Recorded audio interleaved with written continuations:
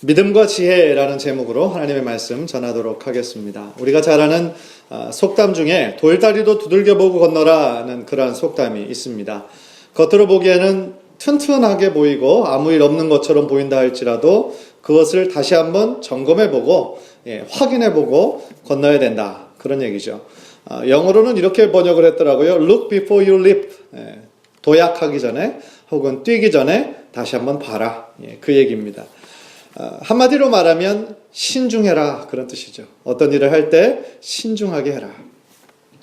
그런데 이 속담은요, 어찌 보면 행동할 때 신중하게 하라는 것이지 그냥 생각만 깊게 하고 행동하지 말라는 뜻은 아닐 것입니다. 그런데 우리 주변에서 보면 지나치게 신중하신 분도 계셔서 막상 행동해야 될 때를 놓치고 나중에 후회하는 분들도 종종 있는 것을 발견합니다. 안타까운 일입니다. 중요한 건 뭡니까? 행동하되 신중하게 생각하고 해야 된다라는 것입니다. 예를 들어 중국집에 가면 어떤 분들은 꼭 그것 때문에 너무 고민을 하세요. 짜장면을 먹을까? 짬뽕을 먹을까? 웃으시는 분은 다 그런 고민하셨던 분들이죠. 얼마나 그런 고민하시는 분들이 많으면 메뉴로 짬짜면이 새로 나왔겠어요? 짬뽕 반, 짜장 반. 그렇죠? 물론 그런 결정이야 어떻게 하든 우리 인생에 큰 영향을 주진 않아요. 그죠? 오늘 짬뽕을 먹었어야 되는데 짜장을 먹어서 내 일이 어떻게 되지는 않아요. 그러나 그것보다 훨씬 더 중요한 결정을 해야 될 일이 참 많지 않습니까? 우리들의 직업을 바꾸는 일이에요. 예를 들어 혹은 이사를 해야 되는 일입니다. 아니면 집을 사는 것과 같은 큰 문제일 때는 정말 신중하게 생각하고 해야죠. 그것을 신중하게 하지 않고 그냥 겉모습으로만 아니면 나의 느낌으로만 하다 보면 그 후유증이 상당히 크게 우리들에게 남을 때가 많습니다. 그런데 이 문제가 한 개인의 문제를 넘어서 한 가정을 책임지는 가장이라면 어떻게 할까요? 훨씬 더 그 책임이 무겁겠죠. 아니, 한 회사를 책임지는 사람이 그 회사의 지금 장래를 결정해야 합니다. 아니면 한 시티를 시장인 그 공직자가라든지 아니면 더 나아가 한 민족과 국가를 책임지는 사람이라고 한다면 그 사람이 내리는 그 선택과 결정이 얼마나 큰 파장을 미치겠습니까? 그러니까 더더욱 그 자리에 있을수록 신중해야죠. 단순히 느낌으로, 단순히 어떤 자신만의 어떤 지식으로 하면은 안 된다는 것입니다. 오늘 본문에 나오는 여호수아, 잘 아시는 것처럼 한 민족의 지도자였습니다. 모세의 후계자라고 하는 엄청난 부담스러운 자리를 그는 믿음으로 이어받았고요. 하나님께서 함께 하실 것이라는 임마누엘의 약속도 이미 말씀으로 받았습니다. 그리고 지난주에 이어서 그 본문은 우리가 읽지 않았지만 모세에게 순종했던 이스라엘 백성도 이제 다 우리가 모세에게 순종했던 것 같이 당신에게 순종하겠습니다. 그러한 약속도 받은 상태예요. 겉으로 볼 때 모든 것이 다 준비되었습니다. 이제 하나님께서 주신 그 약속의 땅으로 믿음으로 나아가기만 하면 되는 거예요. 그런데 이상하게도 여호수아는 당장 진격의 명령을 내리지 않고 2명의 정탐꾼을 보냅니다. 여기서 한 가지 의문점이 생기는 거죠.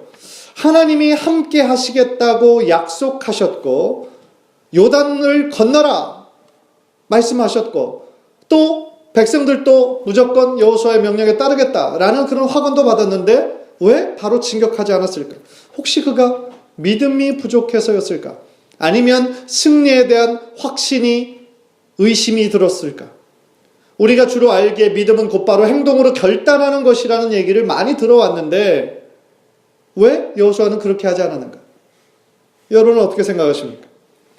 오늘 본문은 그 질문에 대한 해답을 우리들에게 주실 것이고 또한 우리들에게 필요한 것은 믿음뿐 아니라 믿음과 함께하는 지혜임을 여호수아와 라합의 예를 통해 우리들에게 말씀해 주실 겁니다.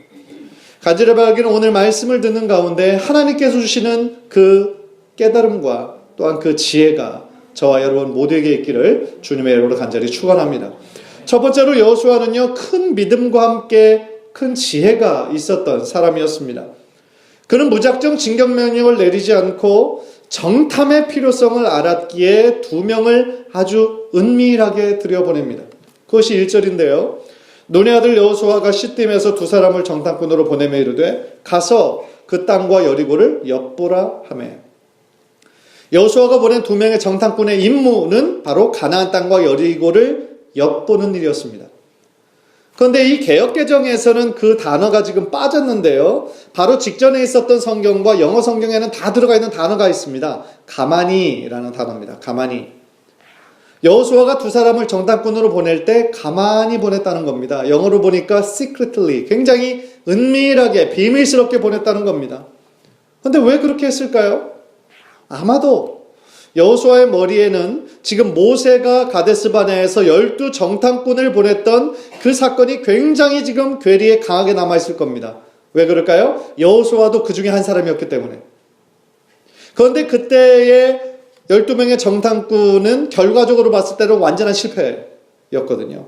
우리도 아주 잘 아는 것처럼 여호수아와 갈렙 이외에 다른 10명의 족속의 대표들은 다 부정적인 보고를 했죠. 그 땅에 가니까 거인들이 가득하고 성은 얼마나 견고하게 졌는지 우리들의 힘으로는 어림없더라. 거인들 앞에 서면 우리는 마치 메뚜기와 같더라. 싸우기도 전에 이미 패배한 그런 것들을 보고하죠. 그래서 그 얘기를 들은 이스라엘 백성은 울면서 두려워하면서 또 어떤 무리들은 어떻게 했냐면 모세를 반역하고 새로운 리더를 세워서 다시 애굽으로 돌아가자 이런 행동도 했었거든요. 따라서 이런 아픈 실패의 경험을 했던 여호수아가 이런 위기를 사전에 방지하기 위해서 2명을 골라서 보냈는데 다른 백성들도 모르게 은밀하게 보낸 거예요. 본인만 알도록. 왜냐하면 당시 여리고성이 굉장히 전략적으로 중요한 위치였거든요. 가나안 땅으로 들어가 이제 가나안 땅을 정복해야 하는데 딱 들어가기에 정문에 거기 여리고성이 있는 겁니다. 그래서 여리고성을 무찌르지 않으면 가나안 땅을 정복할 수가 없는 거예요. 따라서 무슨 일이 있어도 정복해야 하기 때문에 여호수아는 굉장히 더 신중하게 했다라는 것이죠.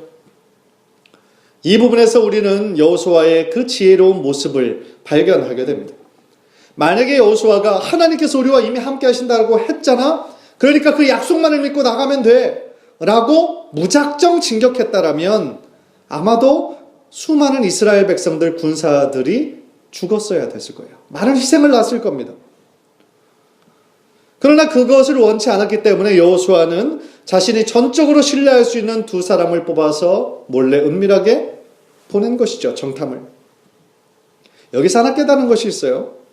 하나님께서 함께 하신다는 믿음을 갖는 것, 그것과 또한 자신의 영역에서 최선을 다한다라는 건 절대로 반대되는 게 아니라는 사실입니다. 다시 말하면 하나님께서 우리와 함께 하실 것을 믿는 믿음도 정말 중요합니다. 그러나 또 중요한 것이 있는데 우리가 해야 하는 영역에서 우리가 최선을 다해 준비해야 한다라는 사실입니다. 다시 말하면 우리들의 믿음이 우리들의 행동으로 이어져야 된다는 것은 너무나 당연한 성경적인 원리입니다. 당연하죠. 믿음이 지식으로만 머물러 있어서는 안 됩니다. 믿음은 믿음의 행동으로 이어져야 됩니다. 당연해요. 그러나 더불어 중요한 건 뭡니까? 행동하기 전에 신중하고 지혜롭게 결정해야 된다는 거예요. 결과적으로 여호수아는 2명의 정탐꾼의 보고를 통하여서 이미 싸우기도 전에 그 싸움에 대한 승리를 하나님께서 주셨음을 다시 한번 확인할 수가 있었습니다. 24절 화면을 통해서 우리와 함께 읽을까요? 24절 시작. 또 여호수아에게 이르되 진실로 여호와께서 그 온 땅을 우리 손에 주셨으므로 그 땅의 모든 주민이 우리 앞에서 간담이 녹더이다 하더라. 2명의 정탐꾼이 갔다 온 결과입니다. 이것이 하나님께서 이미 그 땅을 우리에게 주셨고 그 땅에 있는 백성들, 우리와 싸워야 될 사람들이 벌써 다 전쟁에 패배했다라고 생각하더라. 그렇게 승리의 보고를 하는 거죠. 지금 매주 수요일 저녁마다 느헤미야서를 강해하고 있습니다. 느헤미야가 얼마나 뛰어난 리더였는지 또한 얼마나 지혜 있는 사람이었는지 계속하며 발견하고 있습니다. 지난주에는 어떤 부분이 나왔냐면은 느헤미야가 그 조국의 이스라엘 백성의 그 황폐하고 무너진 성읍을 생각하면서 눈물을 흘리며 금식하며 4개월 동안을 기도하거든요. 그리고 그 왕 앞에 그 얘기를 드려서 그것을 제발 건축하게 하는 그것을 얻으려는 그것을 목적하면서 계속 기도를 4개월 동안 하고 있었습니다. 그런데 왕에게 그 이야기를 할 수 있는 기회가 드디어 온 거예요. 그래서 그것에 대한 얘기를 했더니 왕이 허락을 합니다. 그리고 왕이 그 자리에서 뭐라고 물으냐면 내가 그러면 무엇을 해주기를 원하느냐? 라고 물어요. 그런데 그렇게 물어봤을 때 느헤미야는 제가 오늘 칼럼에도 적었는데 먼저 하나님께 기도하고 자신이 가는 길에 무사히 곳곳에 관문을 통과할 수 있도록 왕의 조서를 써주십시오. 또 성벽을 재건하는 일에 많은 목재와 많은 재료가 필요하니 그것도 좀 허락해 주십시오. 라고 이야기를 합니다. 입장 바꿔 생각해 보면요. 당시 절대 권력을 가진 왕에게 우리가 말 한마디 잘못해도 또 우리들의 표정만 좀 잘못 관리해도 당장 그 자리에서 잘리거나 죽음을 당할 수도 있는 그런 상황에서 느헤미야가 왕에게 이렇게 요청한 것은 좀 무례하지 않은가라는 생각까지 듭니다. 근데 신기한 것은 왕이 자신과 전혀 상관이 없는 나라, 상관이 없는 일임에도 불구하고 그 모든 요청을 다 들어주고 또 느헤미야까지 파송을 해서 몇 년 동안이나 떠나게 했다라는 거예요. 참 하나님의 역사죠. 그런데 더 중요한 건 뭐냐면 왕의 갑작스러운 질문에 느헤미야가 조금 더 주저하거나 당황하는 기색이 없이 바로 그것을 얘기했다라는 거예요. 아주 구체적인 기도 제목을. 어떻게 그것이 가능했겠느냐는 거죠. 그는 4개월간 그것을 기도하면서 기도만 한 것이 아니라 막상 그 기회가 나에게 결정적으로 찾아왔을 때 무엇을 요청을 해야 될까까지 전적으로 준비하고 있었다는 거예요. 제가 말씀드리고 싶은 포인트는 바로 그거예요. 만약에 왕을 만나서 정말 자기의 이 소원을 아뢰기만을 해주십시오 라고 간절히 기도하였다면 그리고 그 내용을 준비하지 않았다면 어떻게 됐을 것 같으세요? 왕이시여 내 소원을 들어서 너무나 감사합니다. 그런데 제가 그 왕의 요구까지는 구체적으로 생각해 보지 않았는데 이거 저한테 며칠만 시간을 주시면 내가 좀 그거를 구체적인 거를 적어서 왕에게 알려드리겠습니다. 뭐 이렇게 할 수는 없는 노릇 아니겠습니까? 사랑하는 성도 여러분, 우리가 기도하면서 기도가 반드시 응답될 것이라는 확신을 가지고 기도하는 거 너무나 중요한 겁니다. 그것이 올바른 믿음이에요. 그리고 기도하면서 그 응답이 이루어졌을 때 그때 우리는 어떻게 해야 하나를 미리 준비하는 거, 그거는 지혜예요. 그런 면에서 믿음과 지혜는 함께 가야 된다라는 것입니다. 사랑하는 성도 여러분, 우리 성도님들의 신앙생활 가운데 이 믿음과 이 지혜가 언제나 늘 함께 하시기를 주님의 이름으로 간절히 축원합니다. 기도하면서 준비하고 언제 행동해야 될 때를 아는 그것이 바로 우리들에게 정말 필요한 지혜라는 것입니다.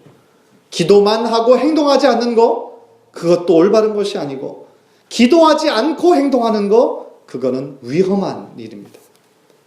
간절히 바라기는 오늘 본문에 나온 여호수아처럼 강한 믿음과 함께 신중한 지혜의 사람 모두 되시기를 주님의 이름으로 간절히 축원합니다. 두 번째로 라합의 믿음과 지혜를 좀 함께 살펴보기를 원합니다. 사실 2장의 실제적인 주인공은 여호수아가 아니라 라합이에요. 라합에 대한 이야기가 2장 전체에 가득하죠. 그리고 그녀는 비록 이방인이었습니다. 가나안 사람이었어요. 그리고 그녀의 직업은 천대받는 직업이었어요. 기생, 술집 여자였습니다. 그러나 하나님께서 그녀를 아주 중요하게 사용하셨을 뿐만 아니라 나중에 어떻게 됩니까?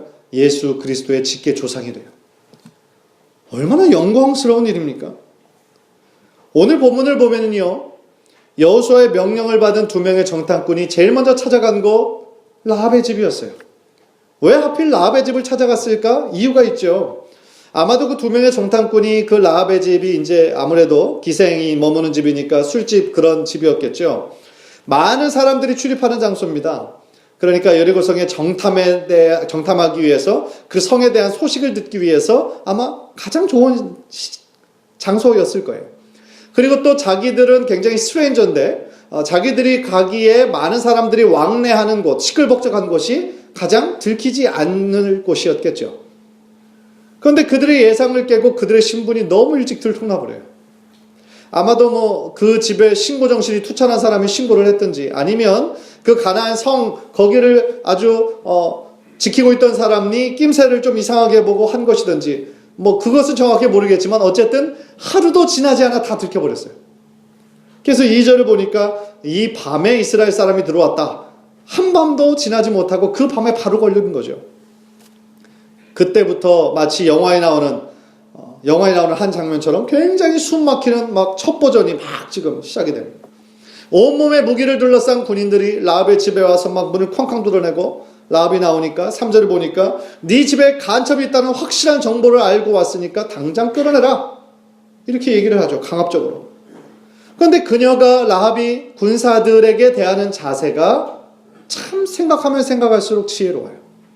4절 5절 보면 그 여인이 그 두 사람을 이미 숨긴지라 이르되 과연 그 사람들이 내게 왔었으나 그들이 어디에서 왔는지 나는 알지 못하였고 그 사람들이 어두워 성문을 닫을 때쯤 되어 나갔으니 어디로 갔는지 내가 알지 못하나 급히 따라가라. 그리하면 그들을 따라잡으리라 하였으나. 이 장면을 한번 좀 머릿속으로 이렇게 그려보세요. 정탐꾼이 그 집에 들어와서 라합의 집에 있는 것을 지금 왕이 알았어요. 어떻게 알았는지. 왕이 알고 군사들을 보낸 겁니다. 그 집에 지금 숨어 있으니까 찾아와라. 끄집어내라. 그런데 만약 그런 상황에서 라합이 그 사람 내가 알지도 못하고 보지도 못했다, 우리 집에 없다 라고 다짜고짜 그렇게 우겼으면 어떻게 했을 것 같으세요? 이미 그 집에 있는 사실을 다 알고 온 사람들이 그러면은 못 봤다고? 좋다, 내가 지금 너희 집을 샅샅 뒤져 가지고 그 두 사람 나오면 그 사람들도 죽는 거고 너도 죽는 거다, 이런 식으로 강압적으로 나왔겠죠, 당연히. 그런데 라합은 자신이 못 봤다고 이야기하지 않고 뭐라고 얘기해요? 그 사람들 우리 집에 오긴 왔었죠. 그런데 그 사람들이 간첩이었다고요? 헐 대박 이런 소리 나왔겠죠. 정말 몰랐네요. 하여간 그 사람들 지금 우리 집에는 없고 지금 어디 도망갔으니까 빨리 쫓아가면 아마 잡을 수 있을 거예요. 그런 식으로 아주 태연하게 정말 몰랐다는 것처럼 그렇게 얘기를 했겠죠. 그러니까 그 군사들이 아무런 의심하지 않고 곧바로 쫓아나간 거예요. 사람들 잡으려고. 근데 그 장면 한번 생각해 보면서 이 라합이라는 사람이 굉장히 담대한 사람이었구나, 그것도 하나 떠올리게 되죠. 사실은 그 상황, 자신이 죽을 수도 있는 상황이지 않습니까? 지금 거짓말을 하고 간첩을 지금 숨겨놨다라는 거는 죽을 수도 있는 상황이잖아요. 대부분의 사람은 아마 굉장히 떨 거예요. 떨면서 그 표정에 다 드러나죠. 그래서 똑같은 거를 얘기해도 지금 표정으로는 뭐라고 얘기해요? 나 지금 거짓말하고 있어. 여기 대부분 다 그러죠. 말은 다른 거를 하지만 표정을 보면 아닌데, 이게 아닌 것 같은데. 그러셔? 집에 들어가서 이제 그럴 수밖에 없었겠죠. 대부분의 사람들은 아마 다 그럴 거예요. 그런데 라합은 아주 담대하게, 굉장히 용기 있게 그 상황을 아주 지혜롭게 모면하는 거죠. 그래서 그녀의 믿음 그리고 그녀의 지혜를 야고보서의 저자와 히브리서의 저자도 믿음의 행동으로 이 여인의 행동을 지금 막 높이고 있거든요. 야고보서 2장 25절 보세요. 또 이와 같이 기생 라합이 사자들을 접대하여 다른 길로 나가게 할 때에 행함으로 의롭다 하심을 받은 것이 아니야.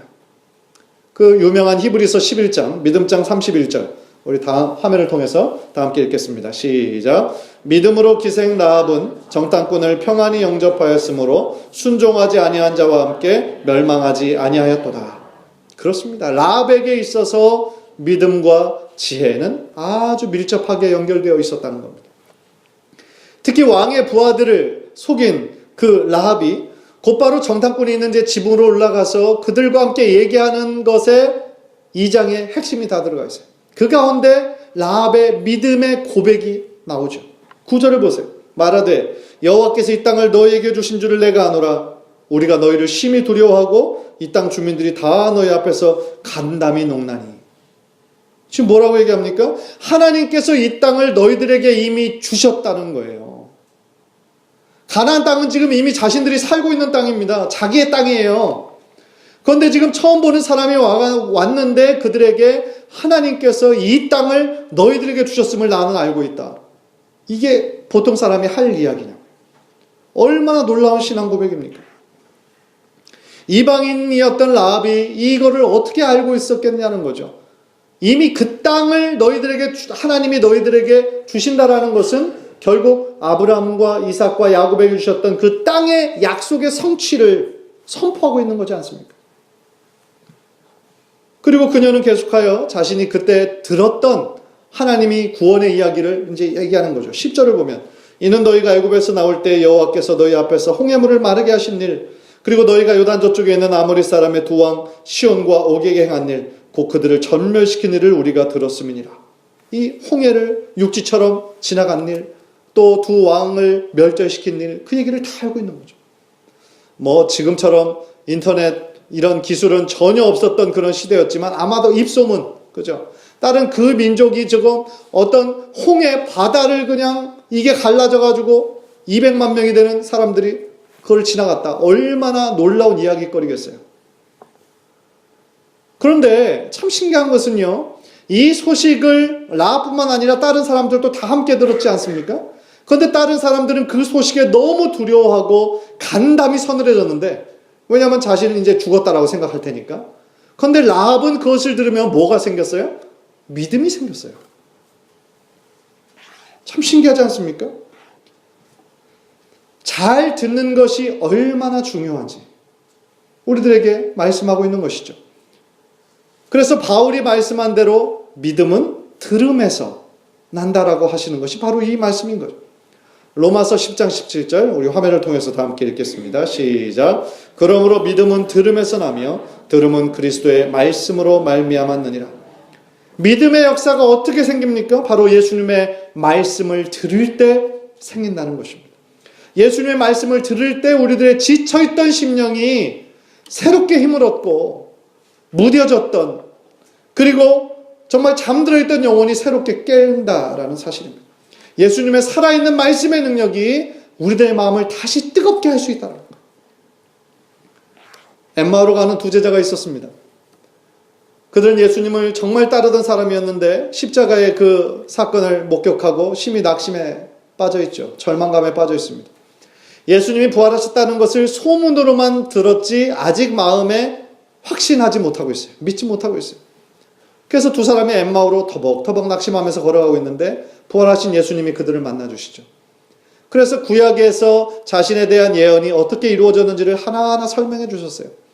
그런데 그때까지도 이 제자들은 함께 동행하는 분이 부활하신 예수님이라는 것을 몰랐어요. 어느 집에 도착하고 나서야 예수님인 줄 알았죠. 그러나 그때는 이미 예수님 떠나신 이후였습니다. 그런데 그 둘이 서로 뭐라고 얘기하냐면 누가복음 24장 32절 이렇게 얘기하죠. 그들이 서로 말하되 길에서 우리에게 말씀하시고 우리에게 성경을 풀어주실 때에 우리 속에서 마음이 뜨겁지 아니하더냐. 예수님께서 그들에게 말씀해 주시고 가르쳐 주실 때 그들의 마음이 뜨거워졌다라는 거예요. 주님의 부활에 대해서 의심하고 낙심하고 두려움 가운데 있던 제자들의 마음에 부활하신 예수님을 만나고 예수님의 말씀을 들을 때 저들의 마음이 다시 뜨거워지고 다시 힘을 얻을 수 있었다는 거예요. 사랑하는 성도 여러분, 살아있는 예수님의 말씀이 여러분의 지친 심령을 새롭게 하고 미지근한 마음을 다시 뜨겁게 만드시는 귀한 믿음의 역사가 바로 여러분의 삶 가운데 당장 일어나시기를 주님의 이름으로 간절히 축원합니다. 신앙생활을 얼마나 오래 했는지가 중요한 것이 아닙니다. 또한 우리가 몇 대째 기독교인이라는 그 사실이 중요한 것이 아닙니다. 중요한 것은 나의 마음 안에 지금 예수님이 살아계시느냐, 지금 내 안에 그 살아계신 성령님께서 나에게 말씀하시는 것을 내가 듣고 있느냐. 여러분이 가장 최근에 성령님의 음성을 들을 때가 언제이십니까? 이틀 전에 우리 막내 시연이가 금요일 밤에 눈썰매를 타다가 어디에 이제 메탈 큰 거기에 부딪혀가지고 찢어져가지고 7바늘을 꼬매는 대사고가 있었습니다. 피 엄청 났고 오늘 또 이제 확인해 보시면 알겠지만 눈탱이가 밤탱이 됐습니다. 부어가지고 뭐 정말 급한 어전시의 그런 상황이었어요. 그런데 이제 아내는 피를 보면 무서워하니까 이제 제가 데리고 응급실로 들어가서 이제 이걸 꼬매줘야 되는데 꼬매기 위해서는 이제 마취 주사를 놔야 되지 않습니까? 이제 피로 막 범벅이 됐으니까 일단 그것을 물로 잘 씻어내고 그 다음에 이것을 꼬맬 수 있도록 마취 주사를 놔야 되는데 제가 옆에서 이렇게 보니까 마취 주사를 한 번, 두 번 놓는 게 아니더라고요. 이 부위에 한 7번, 8군데를 계속 마취 주사로 찔러서 그걸 하는 겁니다. 근데 옆에서 그것을 바라보면서 손을 붙잡아 주는데 시연이가 막 우는 것이 흐느끼면서 울어요. 너무 아프니까. 흐느끼면서 입을 꼭 다물고 이렇게 우는데 너무 마음이 아픈 거예요. 제 마음이. 예. 마음이 아프고 내 마음에서도 막 눈물이 막 나오려고 그래요. 너무 아파 고통스러워하고 그거를 흐느끼면서 막 울고 있으니까. 근데 제 마음에 그런 마음이 딱 언뜻 드는 거예요. 아들이 이렇게 아파하는 모습. 하나님께서는 자신의 독생자 아들 예수 그리스도가 십자가에 달려서 그것은 단순히 그냥 아픈 정도가 아니라 자신의 이제 목숨을 버리는 정말 라이프 앤 데스의 문제인데 예수님 아들의 모습을 보고 얼마나 가슴 아프셨을까? 그 생각이 딱 드는 거예요. 야, 이게 바로 아버지의 마음이구나. 이것이 바로 우리 한 사람 한 사람을 향한 하나님 아버지의 마음이구나. 그런 생각이 드는 거예요. 어떻게 보면 우리들의 삶에 순간순간 이러한 일들 많이 만나죠. 예상 못했던 일들, 갑작스러운 일들, 우리가 예상했던 거가 갑자기 막 길이 막혀버리는 일들, 우리들의 자녀들이 갑자기 막 어떻게 안 된 일들 많이 만나죠. 그러나 그 상황 가운데 우리가 집중해야 되는 건 뭐예요? 하나님의 말씀. 하나님께서 이 상황을 통해 나에게 말씀하고자 하시는 것이 무엇인가? 과연 이것을 통해 내가 깨닫기를 원하시는 것은 무엇인가? 귀 기울일 때 성령님 말씀해 주신다는 거죠. 그것이 우리들의 신앙이라는 거예요. 우리들의 매일의 신앙이 단순히 지식이 아니라 정말 우리들의 삶을 움직이는 강한 원동력이 되시기를 주님의 이름으로 간절히 축원합니다. 이스라엘의 그 승리의 소문회를 듣고 시작된 라합의 믿음은요, 11절의 신앙 고백에서 절정을 이룹니다. 11절을 보십시오. 너희 하나님 여호와는 위로는 하늘에서도 아래로는 땅에서도 하나님이시라. For the Lord your God is God in heaven above and on the earth below. 바로 그전 개역 한글 버전에서는 상천하지의 하나님, 그렇게 표현하였죠. 하늘과 땅에 계신 유일한 하나님이 바로 너희 하나님이다. 그렇게 고백했던 거예요. 그런데 라합의 고백이 왜 특별하냐면 당시 가나안 백성들도 하나님의 이름을 듣고는 있었다고 그래요. 그런데 많은 신들의 하나, 그냥 히브리 민족의 신, 이렇게 이해했다라는 겁니다. 그런데 유대인이 믿는, 또 우리가 믿는 유일신 하나님, 그 신과랑은 많이 다르잖아요. 그런데 라합은 이 하나님을 상천하지의 하나님, 유일하신 하늘과 땅에 계신 하나님 고백하고 있는 거죠. 결과적으로 그녀의 그 믿음으로 인해서 이스라엘이 여리고성을 점령할 때 라합과 라합에 속한 모든 가족들이 무사히 살아날 수 있었죠. 다시 말하면 그녀의 믿음으로 인해 그녀의 온 가족이 육적으로만 살 뿐만 아니라 영적으로도 살게 되는 놀라운 역사가 있었다는 겁니다. 이런 라합의 삶에서 우리는 아주 중요한 교훈을 배울 수 있습니다. 그것은 우리가 중요한 선택과 결정을 해야 하는 경우 우리는 반드시 믿음의 선택을 해야 한다는 겁니다. 다시 말하면 우리가 세상의 편에 서지 말고 하나님 편에 서야 된다는 거예요. 좀 이상하게 들릴지 모르겠지만 가나안 사람의 입장에서 보면 라합은 반역자예요. 민족의 반역자입니다. 그런데 그녀가 단지 인간적인 정에 이끌려가지고 죄가 넘쳐났던 그 여리고 성을 지키려고 정탐꾼들을 고발했다면 어떻게 되었을까요? 이미 하나님께서는 가나안 땅을 이스라엘에게 주셨는데 아마 라합과 모든 가족들도 다른 가나안 민족들과 함께 멸절되고 말았을 것입니다. 그러나 그녀가 하나님의 편에 서기로 선택했기 때문에 그녀와 온 가족은 하나님의 백성이 될 수 있었다라는 것입니다. 사랑하는 성도 여러분, 우리가 이 세상에서 믿음으로 산다는 거 때때로 많은 희생과 손해를 해야 할 때가 있습니다. 그러나 중요한 것은 그럼에도 불구하고 우리는 그 믿음을 지켜야 한다는 거예요. 언제나 세상의 편이 아니라 하나님의 편에 속해야 된다라는 것입니다. 지금 여러분은 어느 편에 속했습니까? 세상입니까? 하나님입니까? 간절히 바라기는 언제나 하나님 편에 서셔서 온전한 믿음과 지혜로 이 세상을 이기고 승리하는 복된 인생 되시기를 주님의 이름으로 간절히 축원합니다. 기도하겠습니다.